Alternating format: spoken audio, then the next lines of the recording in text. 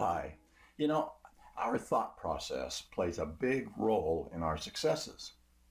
Researchers have said that the concept, we are what we say we are, is a statement that we often don't want to admit.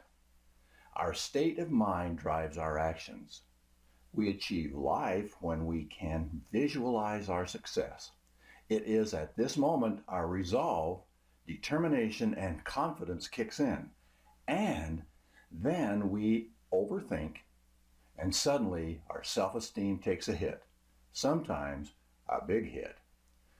Don't let yourself spend time focusing on what you can't do, but rather on what you are doing and what you can continue to work on towards your goals and dreams.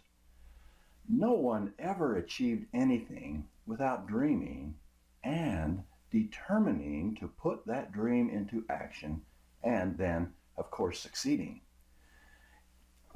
I can't emphasize enough that your thoughts are your worst critic, but it is also your best ally. You see, your thoughts are partially responsible for your actions and behaviors, and most people trust their personal perceptions on things that happen in their lives. So, pay attention to your thoughts.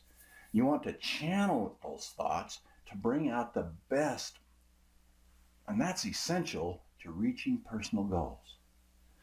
Surround yourself with people who will support your endeavors and ask them, just help me counter my negativity.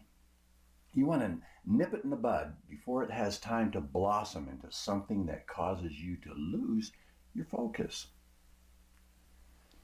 Think of yourself achieving your dreams and you are halfway to success.